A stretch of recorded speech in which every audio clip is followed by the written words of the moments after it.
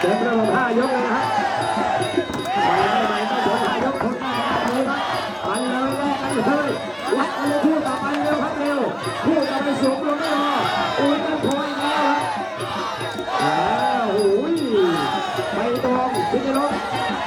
คู่ผมลงแล้วต่อด้วยลูกทิพย์น้องทีมเดี๋ยวดูรอเดี๋ยวแต่มีรอเดี๋ยวเอามาเบียร์แล้วตาโดยแล้วเตรียมพร้อมกับมาเบียร์ตาสุระวันเกิดพิจิตรนะ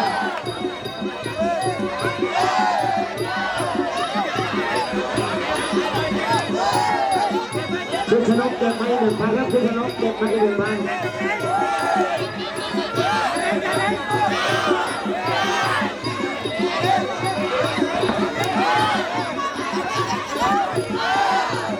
วัดกันอย่างนี้นะวัดกันไปเลยครับ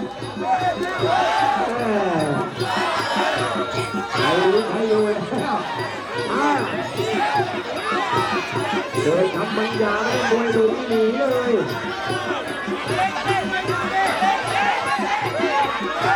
บนแดงน้องเอ็มในวันนี้คนเทศถูกต่อไปต่อชิดลมเทพน้องเทพเตรียม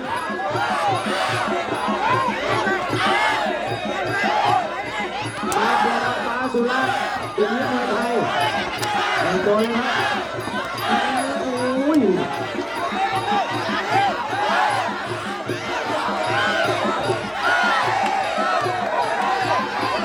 ยอดภูผาประเดี๋ยวสุด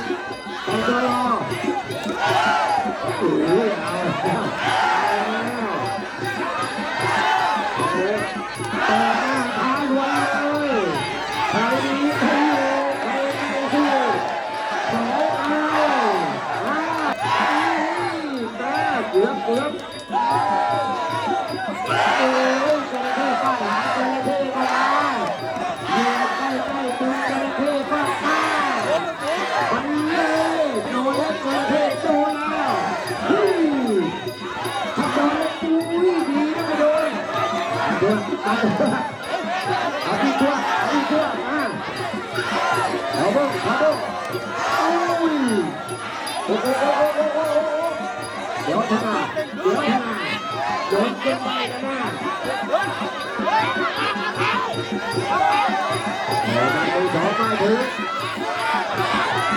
เดินมาหนักตอนนี้มัดเริ่มหนักแล้วครับเริ่มจะหนักมัดแล้วทุกคนก็เดียวหายใจตู้ปากแล้ว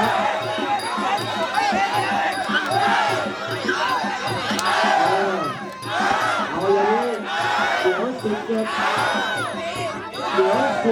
ธันวาต่อยได้ถ้าเดือนนี้จะไม่เอาได้สุราษฎร์ได้มีเปลี่ยนพวกนี้ทุกทีบอลพักจัดเป็นหาได้อาเดีย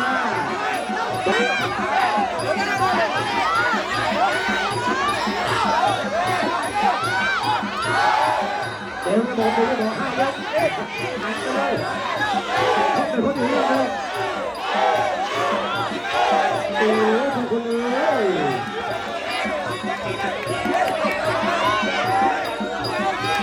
โอ้ยดีแท้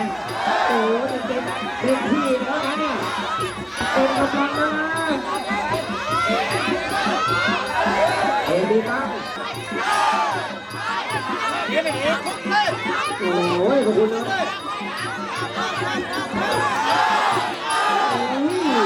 พอเหลืออะไรเลยเด็กตั้งขาอะไรยืดเลยดูให้เจ้าบอทันอามาเห็นบอกลูกโอ้ยังมึงโผล่อยู่เลยโอ้เกินจบเลยครับอย่าเปล่าลงโทษชนะเขาดีกว่ากรรมการคณะบอลตายโอ้ยมารับ